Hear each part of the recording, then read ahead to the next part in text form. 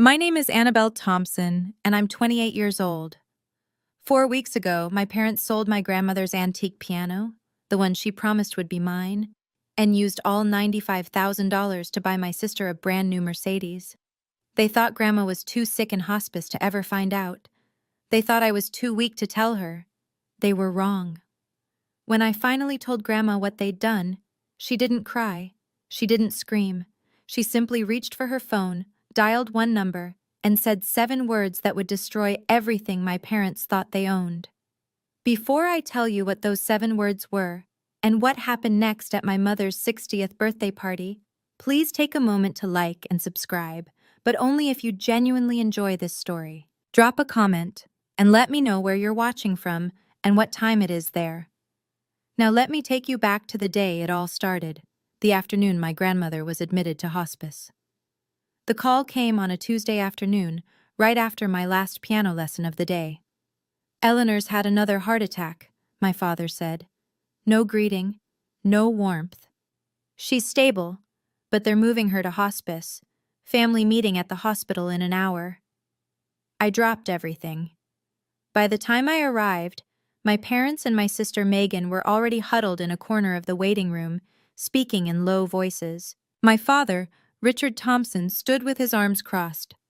My mother Diane clutched her designer purse like a lifeline, and Megan, 4 years younger, always the favorite, was scrolling through her phone, barely looking up.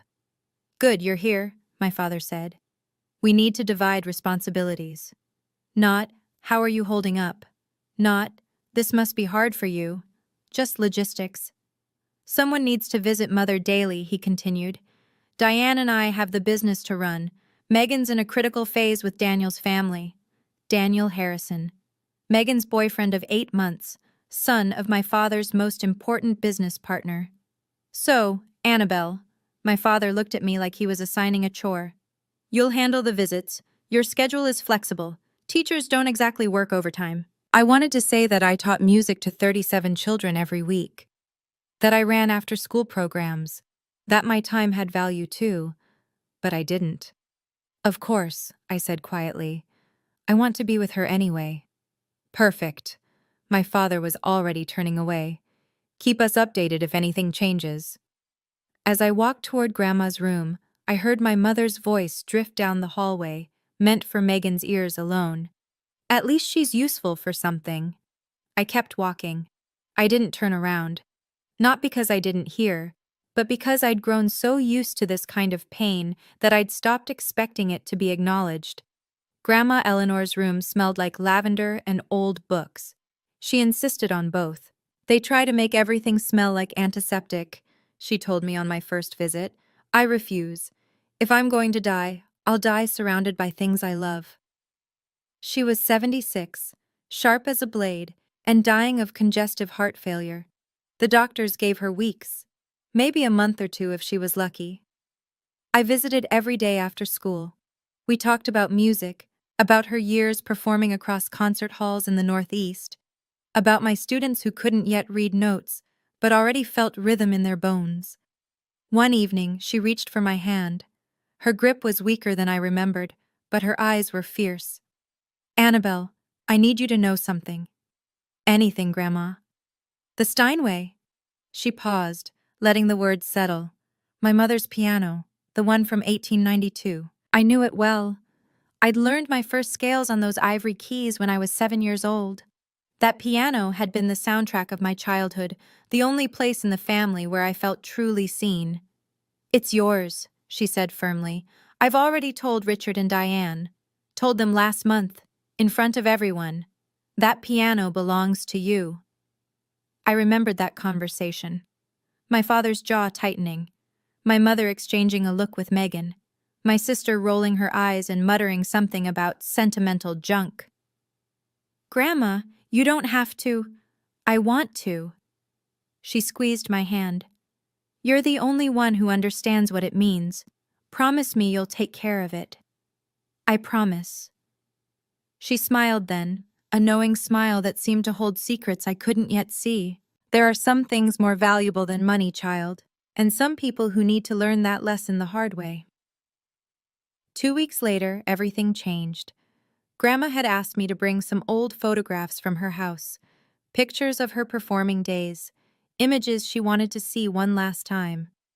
I still had a key, so I drove over after school on a rainy Thursday afternoon. The house was quiet, too quiet. I walked through the foyer, past the dining room, and into the living room where the Steinway had stood for 30 years. The space was empty. I stopped breathing. Where the piano should have been, there was nothing but a rectangular indent in the carpet, a ghost of something that had lived there for decades, now violently removed. My hands were shaking as I pulled out my phone. "Mom," my voice cracked. "Where's Grandma's piano?" A pause. Then my mother's voice, casual and dismissive. "Your father handled it. Adult matters, Anna. You don't need to worry about it." "Handled it how? Where is it?" I said, "Don't worry about it." "Mom." Click. She hung up on me. I stood in that empty living room for what felt like hours, staring at the indent in the carpet. The rain pattered against the windows. Somewhere in the distance, thunder rolled. I drove to my parents' house that evening. My father answered the door with a glass of scotch in his hand, looking annoyed at the interruption. "The piano," I said. "What did you do?" He didn't even flinch. "Sold it. Got 95,000 for it. Good price." The world tilted. "You sold it? Grandma said it was mine." "Grandma's dying, Anna." He took a sip of his drink. "She doesn't need a piano, and neither do you." Behind him, I heard the jingle of car keys. Megan appeared in the hallway, grinning. New keys. For a new car. "You bought her a car." My voice was flat.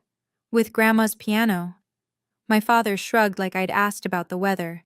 "Mercedes-Benz. Megan needs to make the right impression on the Harrisons. Daniel's family is particular about appearances." "That piano was supposed to be mine." "And what would you do with it?" My mother appeared behind my father, arms crossed. "You teach children's music classes, Anna. You don't perform. You don't have the space. Megan needed that money for her future." Her future. I repeated the words, tasting their bitterness. Megan sauntered into the foyer, swinging her new keys like a trophy. "Don't be jealous, Anna. It's not a good look." She smiled, all teeth. "Maybe if you'd picked a better career, you could afford nice things too." I looked at my parents, at my sister, at the life they'd built where I was always the afterthought, always the one whose needs came last. "Does Grandma know?" Silence. "Does she know you sold her piano?" My mother's face hardened. "She's in hospice, Annabelle. She's on morphine half the time. She doesn't need to know anything that might upset her." "You mean you don't want her to know?"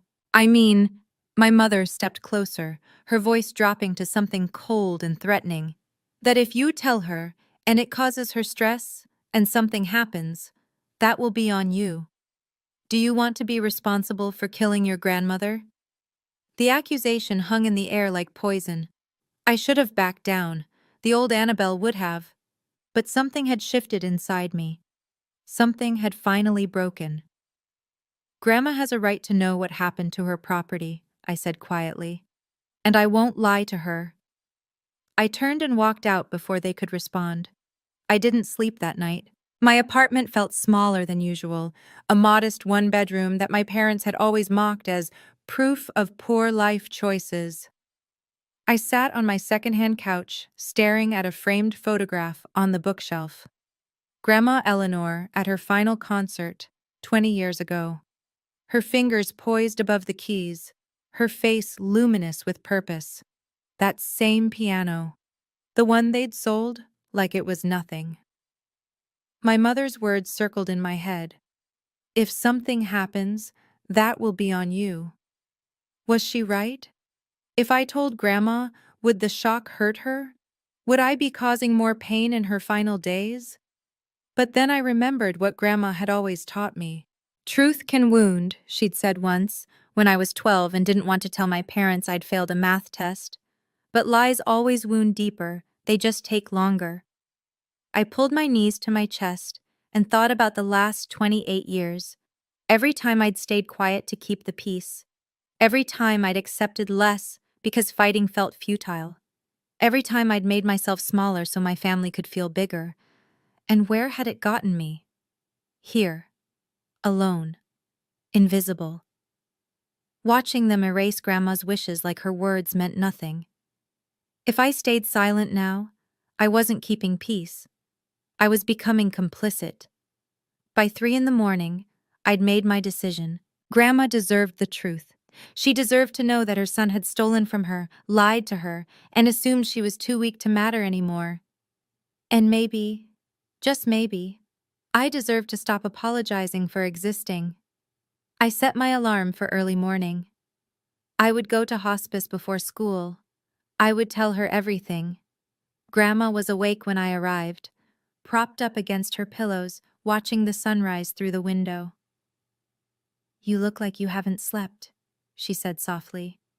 "I haven't." I pulled a chair close to her bed, took her hand. "Grandma, I have to tell you something, and it's going to hurt." Her eyes, still sharp despite everything, studied my face. "Then tell me." So I did. The empty space in her living room, the $95,000, the Mercedes-Benz gleaming in Megan's name, my father's casual dismissal, my mother's threat. I told her all of it, bracing myself for tears, for shock, for the kind of devastation that might break what was left of her fragile heart. Instead, Grandma Eleanor let out a long, slow breath. Not a gasp of pain, not a cry of betrayal, a sigh, the sigh of someone who had seen this coming. "Grandma?" I whispered. She turned to look at me, and her expression wasn't grief-stricken. It was calm, almost resigned. "I knew this might happen, sweetheart." "You knew?" "I know my son." Her voice was steady. "I've watched him become this person for 40 years. I hoped he'd change, but I also prepared for the possibility that he wouldn't." My mind raced. Prepared how? She didn't answer directly. Instead, she reached toward her bedside table.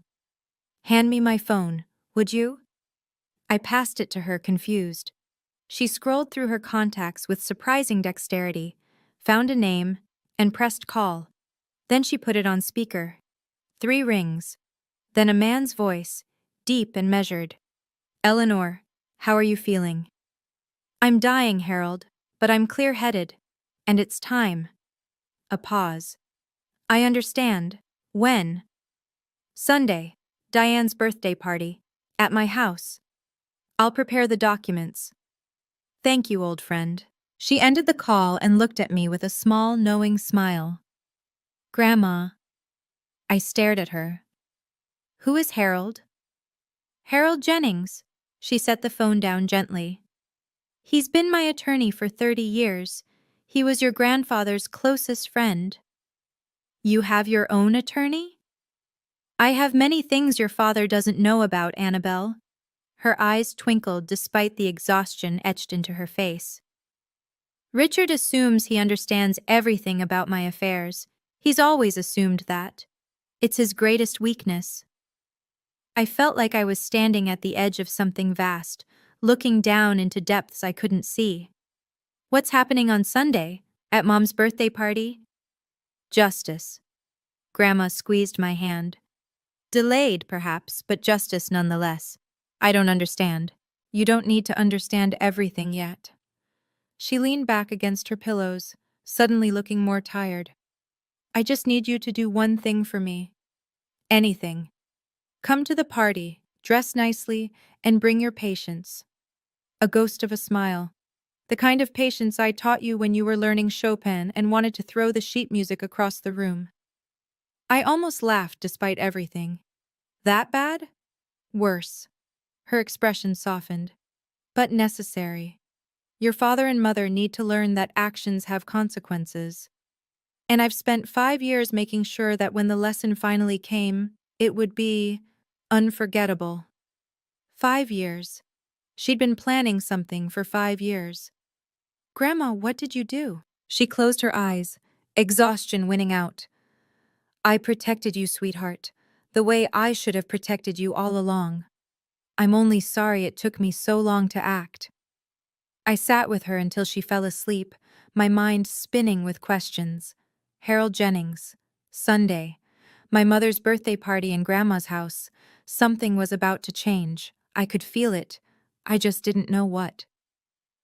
2 days later, I found myself sitting in a small law office on the outskirts of Philadelphia. Harold Jennings was nothing like I'd expected. He was in his late 60s, with silver hair and gold-rimmed glasses, his movements slow but precise. His office smelled of old leather and paper, lined floor to ceiling with legal volumes. Annabelle Thompson. He extended his hand. Your grandmother speaks of you constantly. It's a pleasure to finally meet you. Mr. Jennings, Harold, please.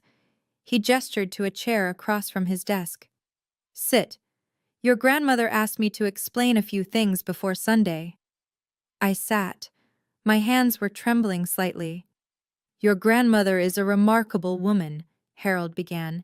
She's also far more astute than her children give her credit for. She's been observing and planning. Planning what exactly? He folded his hands on the desk. Tell me, Annabelle, do you know who owns the house your parents live in? They do. Grandma gave it to them when Grandpa died. Harold's expression didn't change. Is that what they told you? It's what everyone says. Everyone's wrong. He pulled a folder from his desk drawer and slid it across to me. Your grandmother allowed Richard and Diane to live in that house rent-free, but she never transferred ownership. Not legally, not ever. I stared at the document in front of me. The property deed. Eleanor Whitmore's name, clear as day, no transfer, no amendment. They've been living in her house for 10 years, I said slowly, thinking it was theirs. Precisely. My head was spinning. But why would Grandma let them believe? Because she was watching Annabelle. Harold leaned forward, watching to see if her son would prove her fears wrong. Unfortunately, he did exactly what she expected. That night, I returned to my apartment and began searching. Grandma had given me a box of old belongings years ago. Photographs, letters, pressed flowers from her garden. I'd never looked through it carefully. It felt too intimate, like reading someone's diary. But now I needed answers. I found it near the bottom, beneath a stack of faded concert programs. A sealed envelope, yellowed with age. My name, written in Grandma's elegant script. And beneath it, 6 words, for Annabelle, when you need to understand. My fingers trembled as I opened it. Inside was a single photograph, a copy of a legal document. The header was partially obscured, but I could see Grandma's signature at the bottom, dated 5 years ago. And in her handwriting, a note clipped to the corner. The house never left my hands, sweetheart. It was only borrowed, and some borrowers don't deserve the privilege. I read it 3 times. Then I understood. Sunday's party was being held at Grandma's house, the same house my parents treated as their own, where they'd hosted dinner parties and holiday gatherings, where they'd sold the piano that sat in the living room like it belonged to them. But it didn't belong to them. It never had. My father had built his entire sense of status on a foundation that didn't exist. I thought about all the times he'd lectured me about real assets and smart investments. All the times he'd mocked my small apartment while standing in a home he didn't actually own. The irony was almost too perfect. I tucked the letter back into its envelope and set it on my nightstand. Sunday was 3 days away. Whatever Grandma had planned, it was going to happen in the place my parents had claimed as their territory, and they had no idea what was coming. The night before the party, Grandma called. Her voice was weaker than before, and I could hear the effort each word cost her. But her mind was still razor-sharp. Annabelle, are you ready for tomorrow? I think so. I paused. Grandma, are you sure about this? It's Mom's birthday. In front of all those people. That's precisely why it needs to be tomorrow. She took a slow breath. Your father sold my piano in front of everyone. He announced it at that family dinner last month like it was his decision to make. He didn't ask me. He didn't think about you. He assumed I was too weak and you were too quiet to matter. I closed my eyes. I remember. Then you understand why the lesson needs witnesses. Her voice softened. I'm not doing this for revenge, sweetheart. Revenge is empty. I'm doing this because it's right, and because you deserve to be protected, especially after I'm gone. Tears burned behind my eyes. Grandma, I should have acted sooner. I watched how they treated you for years, and I kept hoping Richard would change. That was my mistake. Love made me blind for too long. It's not your fault. Maybe not entirely, but I can still make it right. A pause. I don't have much time left, Annabelle. The doctors say weeks, but I think it's less. I can feel it, so I need to know. Do you trust me? Always. Then come tomorrow. Wear something that makes you feel strong, and no matter what happens, remember, you are not the villain in this story. You never were. We said goodnight. I held the phone against my chest for a long time after she hung up. Tomorrow would change everything. I just had to be ready to let it. Sunday arrived with pale winter sunlight and the kind of crisp air that makes everything feel sharper. Grandma's house, my parents' borrowed house, looked almost festive. Someone had hung a happy 60th birthday banner across the porch. Cars lined the driveway and spilled onto the street. I parked at the far end and sat in my car for a moment, gathering myself. I'd chosen a navy blue dress, simple but elegant. Pearl earrings that Grandma had given me for my 21st birthday. My hair pinned back neatly, armor for a battle I didn't fully understand. Inside, the house buzzed with about 30 guests. Aunts and uncles I saw only at holidays, neighbors from the old days, a handful of my father's business associates. I recognized Mr. Harrison near the fireplace, Daniel standing beside him with Megan on his arm. The living room drew my eye immediately. The corner where the Steinway had stood for 30 years was empty. Someone had placed a large potted plant there, trying to fill the void. It looked ridiculous, a leafy green apology for something that couldn't be apologized away. My mother stood near the dining table in a red designer dress, accepting compliments like a queen receiving tribute. My father hovered nearby, working the room with practiced charm, and in the far corner, almost invisible among the crowd, sat Harold Jennings. His leather briefcase rested beside his chair. He caught my eye across the room and gave an almost imperceptible nod. I nodded back. My Aunt Margaret, Grandma's younger sister, appeared beside me. "Anna, sweetheart, how is Eleanor, really?" "Tired," I said honestly, "but still sharp." She always was the smart one. Aunt Margaret's eyes drifted to the empty corner. "I noticed the piano's gone. Richard said Eleanor wanted to sell it?" I opened my mouth to respond, but my father's voice cut through the crowd. "Everyone, if I could have your attention, please." My father stood in the center of the living room, crystal glass raised, commanding the space like he owned it, which I now knew he didn't. "Today we celebrate 60 wonderful years of Diane Thompson." Applause. My mother beamed. "And I also want to take a moment to share some exciting family news." My stomach dropped. "As some of you know, our daughter Megan has been seeing Daniel Harrison, son of my dear friend and partner, James." He gestured toward Daniel, who smiled politely. "And to celebrate her bright future, we have a special surprise." He led the entire party outside, where a gleaming silver Mercedes-Benz sat in the driveway, a red bow perched on its hood. "A gift," my father announced proudly, "made possible by Grandma Eleanor's generosity. She sold her antique piano to invest in her granddaughter's future." Megan squealed, threw her arms around my father, and posed for photos beside the car. I stood frozen on the porch. He was doing it again, rewriting the story, making himself the hero while erasing Grandma's wishes entirely. A woman I didn't recognize leaned toward her husband. "Wasn't that piano supposed to go to the other granddaughter? The music teacher?" Her husband shrugged. "Guess plans changed." Aunt Margaret appeared beside me, her face pale. Anna, did Eleanor really agree to this? Before I could answer, Megan spotted me and called out, her voice dripping with false sweetness. Anna, come take a picture. Don't be jealous. I'm sure Grandma will leave you something too. Maybe her collection of old sheet music? Scattered laughter from the crowd.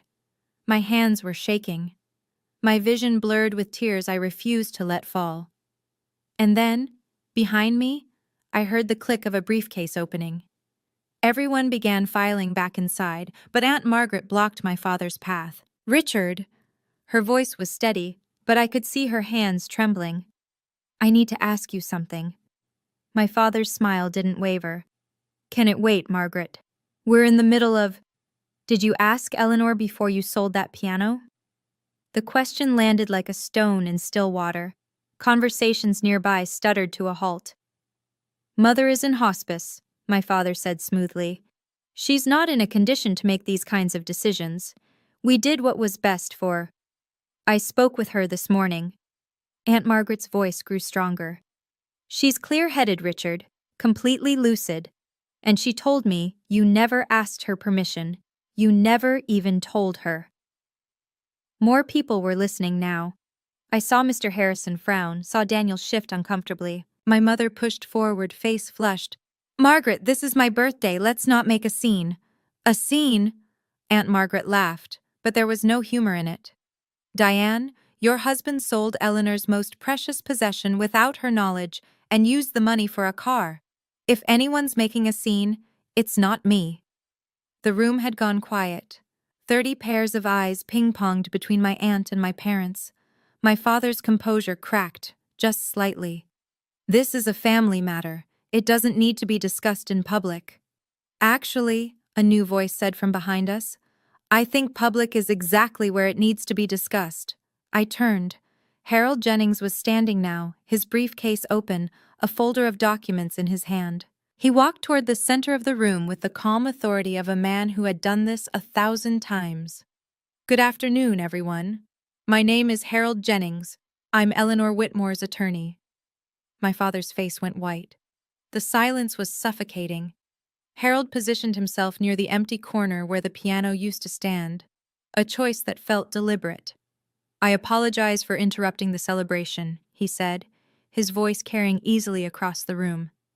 But Eleanor Whitmore has asked me to address some urgent matters regarding her estate. Given the circumstances, she felt it was important that her family, and those close to them, hear this directly. My father found his voice first. My mother has an attorney? Since when? Since 30 years ago, Richard. Harold's tone was polite but cutting. I also represented your father. You would know this if you'd ever bothered to ask. Muffled gasps. Someone in the back whispered, Oh my God. This is outrageous. My mother stepped forward. Eleanor is dying. She's not in her right mind. Whatever papers you have. Mrs. Thompson. Harold raised a hand, silencing her. I visited Eleanor this morning. Her nurse Carol can confirm she is fully competent and lucid. She dictated specific instructions for today's meeting. He opened the folder and removed a document. Now I understand there's been some confusion about property ownership. So let me clarify. He held up the paper. This is the deed to the house we are currently standing in. I watched my father's face drain of color. Notice the name on the deed. Eleanor Whitmore, not Richard Thompson, not Diane Thompson. Harold paused, letting the words sink in. This house has never been transferred. It was never gifted. Your parents have been living here rent-free for 10 years at Eleanor's generosity. Nothing more. The room erupted in whispers. My father grabbed the edge of a chair, steadying himself. Megan stared at her father, confusion and panic warring on her face. And Harold Jennings wasn't done. That, he said quietly, is just the beginning. If you're still here, I'm guessing you're holding your breath the same way I was in that moment. Before I tell you what Harold revealed next, I want to ask you something. Who do you think actually owns that house? My parents. Because surely Grandma must have transferred it at some point. B. Grandma, because there's been a secret all along. Me, because the biggest twist is yet to come. Drop your answer in the comments, then keep watching to find out. My father's voice cracked. This is impossible. Mother said the house was ours. She promised. She promised you could live here. Harold set the deed on the dining table where everyone could see it. She never promised ownership. There's a significant legal difference, Mr. Thompson. I watched the realization spread through the room like wildfire. Mr. Harrison took a small step back from my father. One of the neighbors exchanged a knowing glance with her husband. For 10 years, Harold continued, you've enjoyed this property without paying rent, utilities, or property taxes, all covered by Eleanor's accounts. You've treated it as your own. You've even made modifications without permission. He glanced at the modern light fixtures my mother had installed last year. Legally, you are tenants at will, and the property owner has the right to terminate that arrangement at any time. You can't be serious. My mother's voice was shrill. We've lived here for a decade. We've invested in this house. Invested without authorization. Harold's expression didn't change. Any improvements you've made without written consent belong to the property owner, Eleanor Whitmore. Megan grabbed Daniel's arm. This is insane. Dad, tell them this is some kind of joke. My father couldn't speak. He was staring at the deed like it was a death warrant. I should also mention, Harold added, almost casually, that Pennsylvania law takes property fraud quite seriously.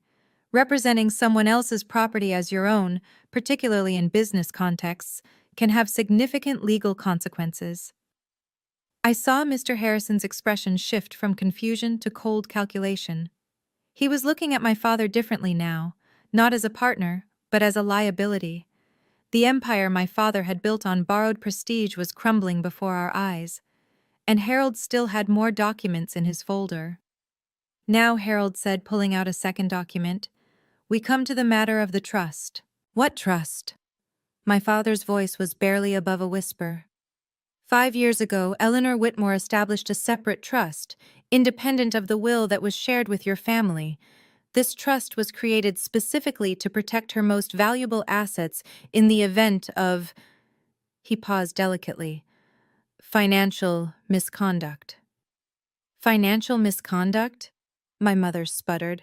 We're her family. Family members can still commit misconduct, Mrs. Thompson, as recent events have demonstrated. Harold withdrew a thick document, its pages crisp and official-looking. Per the terms of this trust, the following assets are irrevocably assigned to a single beneficiary: the property we're standing in, Eleanor's financial accounts, and all items of sentimental value, including the 1892 Steinway piano that was recently sold without authorization. He looked up, and his gaze settled directly on me. The sole beneficiary is Annabelle Rose Thompson. The room went silent. Megan's shriek broke it. What? This is fraud, my father shouted. She was manipulated. That little... He pointed at me, face contorted with rage. Richard, Harold's voice turned to ice. I would advise you to choose your next words very carefully. Everything said here today has been witnessed by over 30 people. Aunt Margaret moved to stand beside me. Her hand found mine and squeezed. Eleanor knew exactly what she was doing, Harold continued.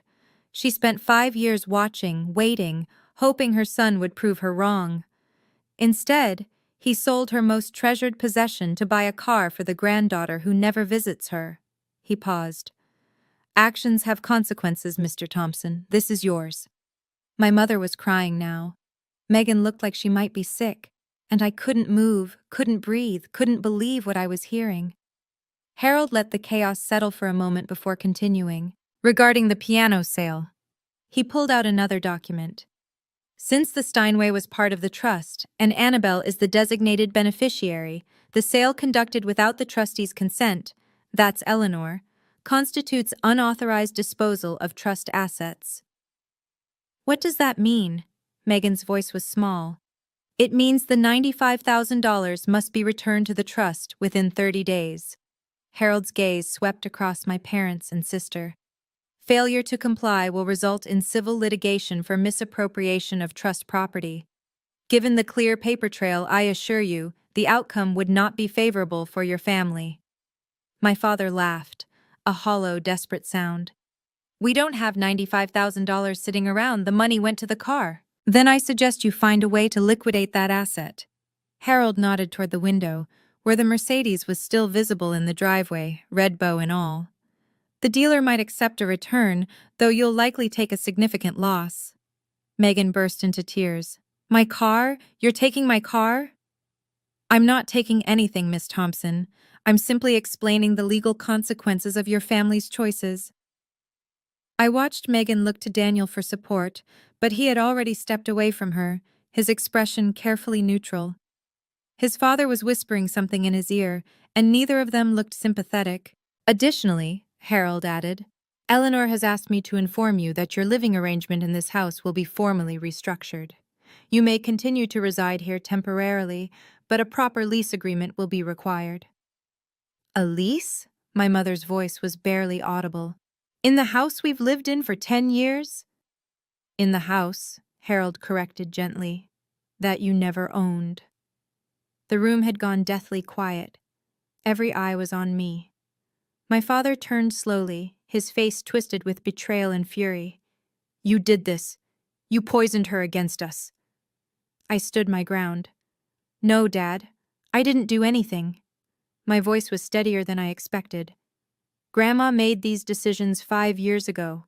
Before I knew anything about them. I only found out this week." "Liar!" My mother's voice shook with venom. "You've always been jealous of Megan, of our family's success. This is your revenge." "Revenge?" I felt something cold and hard crystallize inside me. "I didn't sell Grandma's piano without asking her.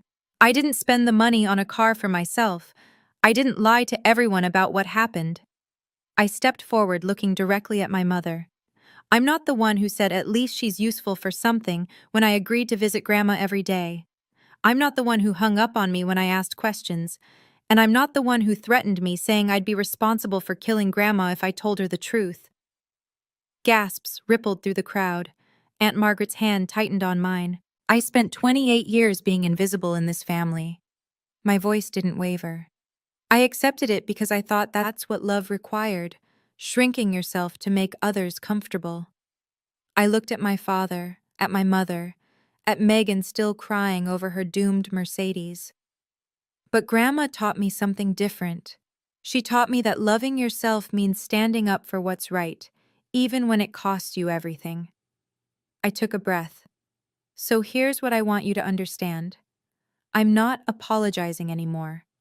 I'm not staying silent anymore. And I'm done pretending everything is fine when it isn't." The room was absolutely still. After the crowd began to disperse, slowly, awkwardly, with whispered goodbyes and avoided eye contact, Harold pulled me aside. "Annabelle, we need to discuss next steps." I nodded, still feeling surreal, like I was watching myself from outside my body. "Legally, you have several options." He spoke quietly, so only I could hear. "You could demand immediate eviction. Given the circumstances, your grandmother would support whatever you decide." I looked across the room at my parents.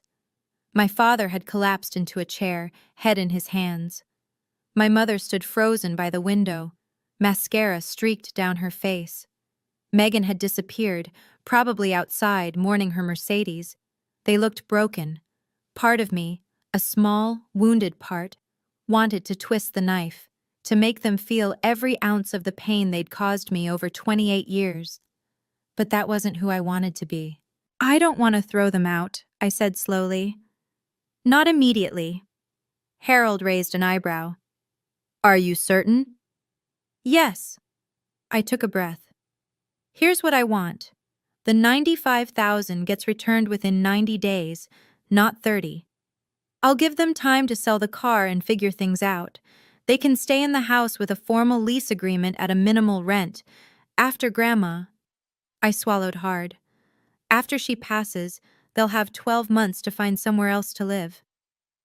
That's remarkably generous, given everything. Maybe. I met his eyes. But I'm not doing this to punish them.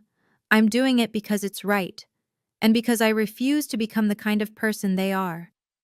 Harold studied me for a long moment. Then he nodded, a hint of respect in his expression. Your grandmother said you'd respond this way? She's very proud of you, Annabelle. I know. My voice cracked. I know she is. The agreement was drafted right there on the dining room table, witnessed by Aunt Margaret and two of the remaining guests. My father signed without looking at me. My mother's hand shook so badly she could barely hold the pen. Neither of them said a word. By the time the last signature was in place, the house had emptied. Mr. Harrison and Daniel had left without saying goodbye. I later learned Daniel had driven away while Megan was still outside crying. The birthday cake sat untouched. The banner drooped sadly over the front porch. Aunt Margaret hugged me tight before leaving. You did the right thing, sweetheart. Eleanor would be so proud. She is proud, I said softly. I talked to her this morning. As if on cue, my phone buzzed. A video call request from Grandma's hospice number. I answered, walking to the empty corner of the living room where the piano used to be. Her face appeared on screen, pale but peaceful. Nurse Carol was visible in the background, smiling. My brave girl. Grandma's voice was weak but warm. How do you feel? Terrified, I admitted, and relieved, and sad, all at once. That's how courage feels, sweetheart. It's never comfortable. I didn't throw them out. I gave them time. I know. Harold texted me. Her eyes glistened. You're a better person than they deserve, Annabelle.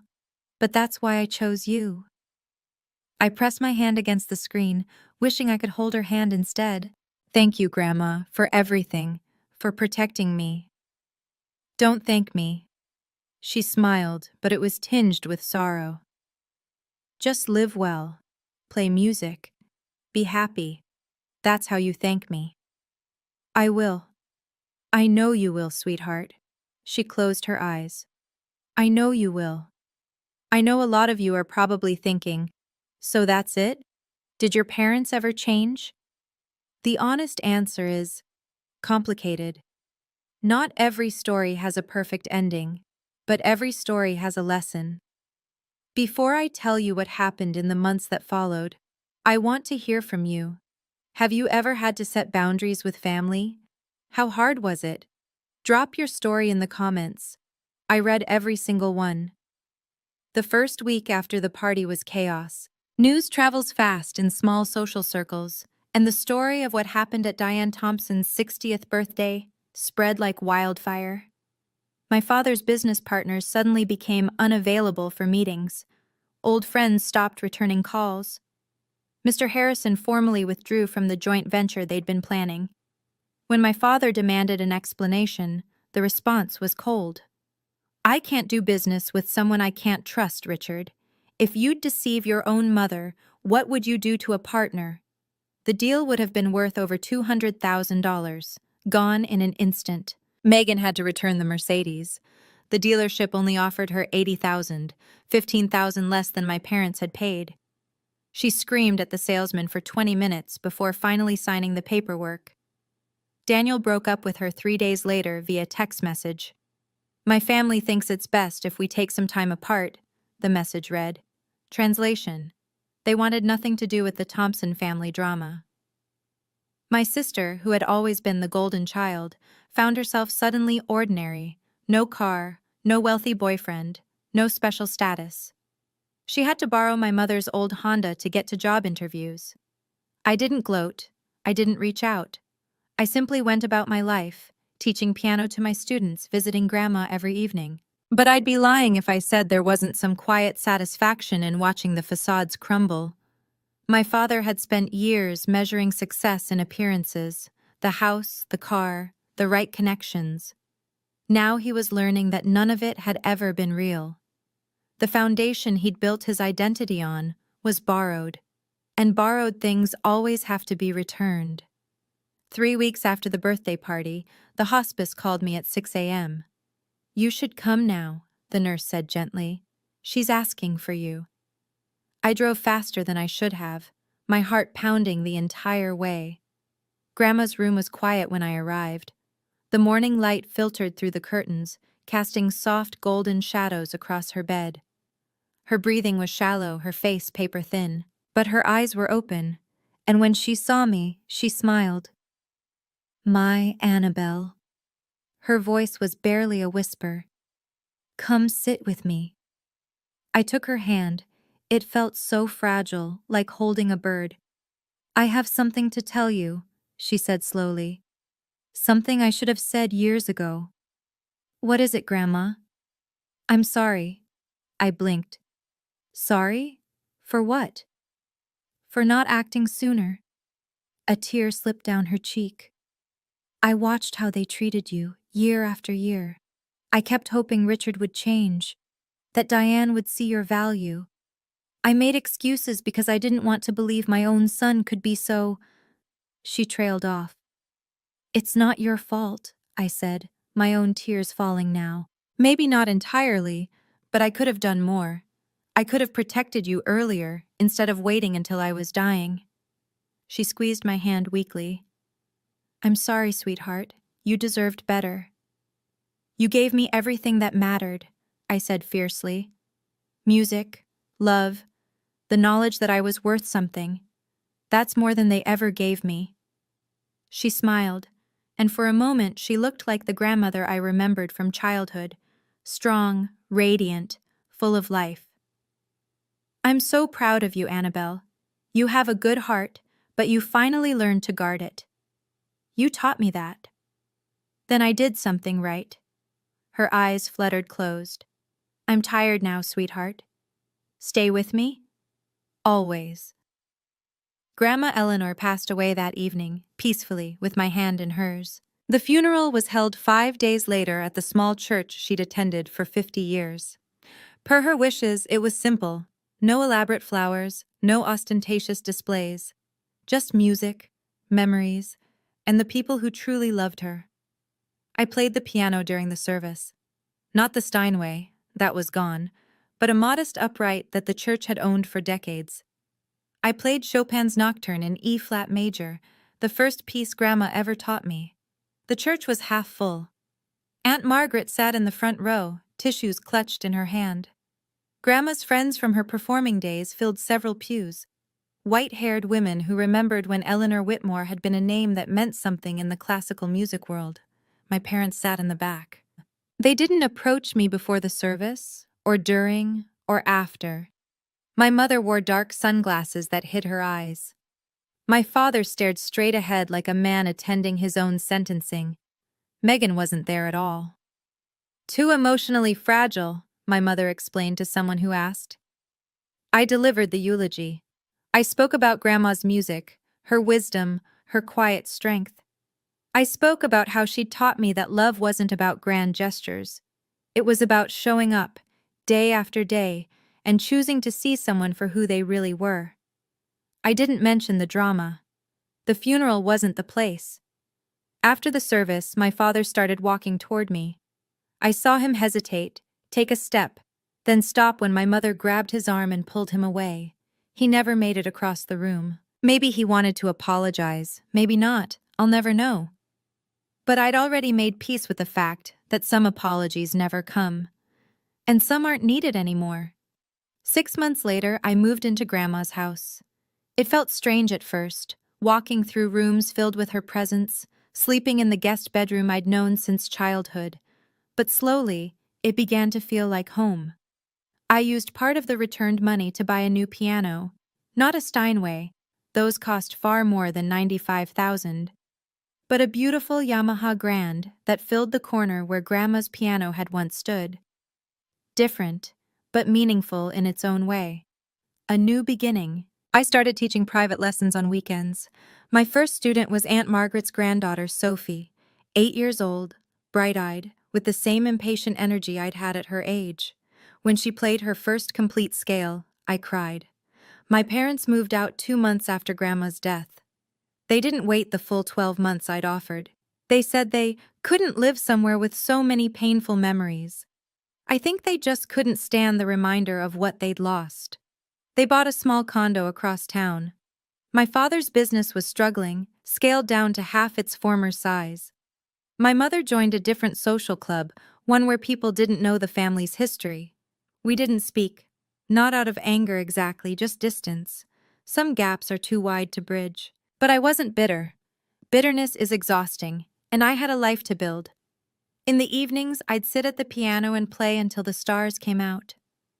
Sometimes Chopin, sometimes Bach, sometimes just improvised melodies that went nowhere and everywhere. Grandma's presence lingered in those moments, in the smell of lavender from the garden she'd planted, in the creak of the old floorboards, in the way the light fell through the windows at sunset. She was gone, but she was everywhere, and I was finally free. 8 months after the funeral, my phone rang. Megan. I stared at the screen for 3 rings before answering. Anna?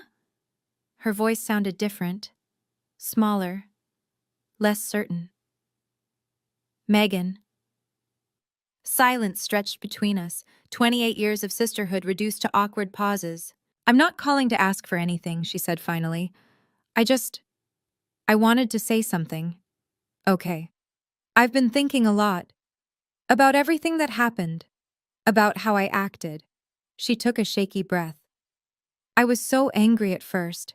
At you, at Grandma, at everyone. I thought you'd stolen something from me. And now? Now? Another pause. Now I'm working at a marketing firm, entry level. I ride the bus because I can't afford a car, and I've started going to therapy. I didn't respond. I just listened. My therapist says I have a lot of unpacking to do. About mom and dad. About how I was raised. About why I thought I deserved everything without earning it. She laughed, but it was hollow. Turns out, being the favorite isn't actually a gift. It's a trap. I'm glad you're working through it, I said carefully. I'm not asking you to forgive me. Her voice cracked. I don't deserve that. I just wanted you to know that I understand now. Why you did what you did. Why Grandma did what she did. Grandma loved you too, Megan. She just couldn't reward behavior that hurt other people. I know. A sniffle. I know that now. We sat in silence for a moment. If you ever want to talk, I said slowly, I'm willing to listen. But trust takes time to rebuild. I understand. Good. We hung up without saying goodbye, not out of coldness, but because neither of us knew how. Some doors, once closed, open slowly. But they can still open. It's spring now, a full year since Grandma entered hospice. Tonight, I sit at my piano as the sun sets over the garden. The windows are open, and a warm breeze carries the scent of jasmine and freshly cut grass. I play Grandma's favorite nocturne, the one she performed at her final concert 20 years ago. The notes drift through the empty house, filling the silence with something softer. I think about everything that's happened. The betrayal, the reveal, the boundaries I never thought I'd have the courage to set. I think about Grandma, her strength, her patience, her quiet determination to protect me, even when I didn't know I needed protecting. I think about my parents, in their small condo, rebuilding a life that will never be quite what they imagined. About Megan, riding the bus, learning for the first time what it means to earn something. I don't hate them. Hate takes too much energy, but I don't need them anymore either. And that's a kind of freedom I never expected to find. The nocturne ends. The final notes hang in the air, then fade into the evening quiet. I look at Grandma's photograph on the piano, her at 60, radiant, fingers poised over the keys of the Steinway I'll never play again. I'm doing okay, Grandma, I whisper. I'm more than okay. Somewhere, I like to think she hears me. I close the piano lid, stand, and walk to the window. The stars are just beginning to emerge, pinpricks of light in the darkening sky. I don't have the original piano. I don't have the family I thought I had. But I have something better. I have myself. I have boundaries. I have a life I built on truth instead of silence. And that's the real inheritance Grandma left me. And that's my story. Thank you for staying until the end. If this resonated with you, if you've ever had to stand up for yourself in a family that made you feel invisible, I want you to know you're not alone. Setting boundaries isn't selfish. It's how you honor your own worth. Hit like if this story meant something to you. Subscribe if you want more stories like this. And check the description for more videos I think you'll love. Take care of yourselves, and remember, you deserve to be seen.